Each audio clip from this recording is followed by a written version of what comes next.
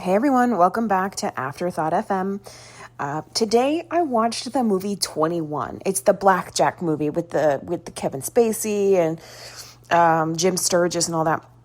And I like this movie, but I will say I think I've watched too many hustle type movies lately, like really back to back. So I felt bad. I felt that little bit while I was watching this one, and I think I need to take a break. I'm pivoting. We're going to pivot away from the heist. I don't know what I'm going to do. Anyway, okay. I still enjoyed it. Spoilers ahead. This one follows a group of MIT students, and they kind of use card counting to win a lot in Vegas. They're led by a professor who recruits them, and he's kind of manipulative, and he's like a weird guy, and he trains them on like this whole elaborate system. And it's cool. It's really cool the way that like he has everything set up. It is pretty genius. I have some thoughts that we'll get to later, but anyway, the point is, clean film. It has a pretty it's a classic structure. You see the rise, you see the fall, you see the comeback, you see it all coming. From the beginning, you're like, okay, it's classic. It's classic. But I think with this one, what's cool about it is it's more about how it plays out. Like way more than whether or not it surprises you. Because I think that like it leans into the fact that, by this point, how many years have we been making movies as human beings? We know the structure.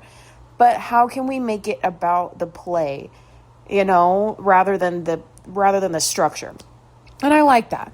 It builds the double life. He's balancing school, his future, the Vegas world, and they clash pretty quick. So he's, you can see the shift. He starts out grounded, and then he slowly starts to kind of spiral into the life, or, in and out of both lives, but further deeper into the Vegas life. He's got all these suites and the girls and the money and all this, and it's exciting for a college guy, right? So I can't blame him. But there are consequences, right? He loses friends and family. He lies to his mom, but he doesn't lose his mom. It doesn't even actually say how she dealt with it. But still, you lie to your mom, your friends are getting suspicious, they kick you out of the group car project. And they don't all hit at once. It builds slowly. So, everything catches up to him at some point, but it builds slowly. I like the pacing. Unlike the Ocean's movies, though, this group doesn't feel very tight. They don't flow together like water. They kind of crack under pressure. They got the ego, the jealousy, all that coming to play, and they crack under pressure. And at a certain point, I gotta say, it becomes less about the plan and more about how long they can get away with it. Like, to them, and the movie does a good job of showing you that. Especially when the casinos start catching on there. The casinos start looking at it like, what do we do? Who's that? And they start, and they don't, and I find myself wondering, at some point they lose big, and I wondered if losing big would help reduce the suspicion. But realistically, once you're on the casino's radar, you're on it. You're like on it. That's it. And I also felt like, why are they so hyper fixated on Vegas? Like, I assume the Vegas casinos are going to share sketchy individual information about their customers, like if they're smart, that's what they're going to do to protect themselves and each other as good business.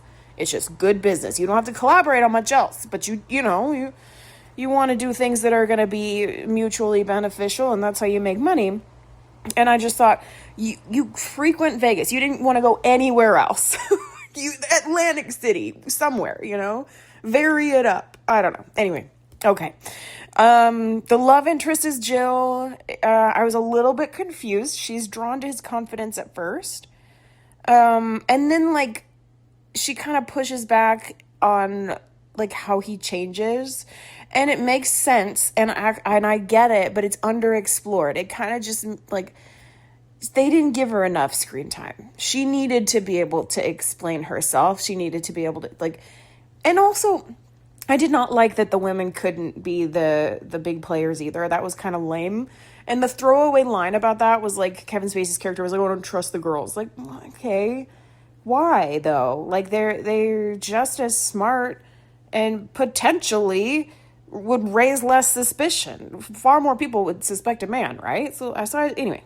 I just thought that was kind of lame. So they didn't give her enough screen time, and she needed to. I think she needed to, or she deserved to explain herself. Yeah, I guess it just it stops feeling like a system that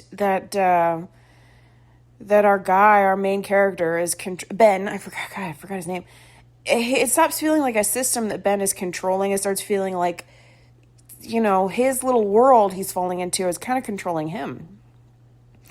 And everything, like I said earlier, everything collapses the way that you expect, but it still works because the movie earns it. It builds to the conclusion properly.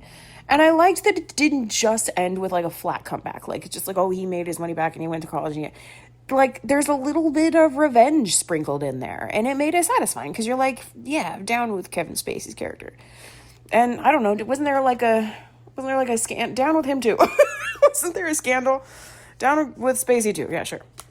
Anyway, I love the revenge. So yeah, again, I watched a lot of hustle type movies back to back.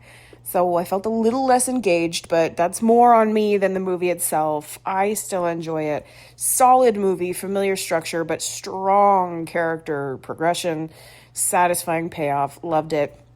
Thank you so much for listening. Let me know if you agree, and I'll see you in the next episode.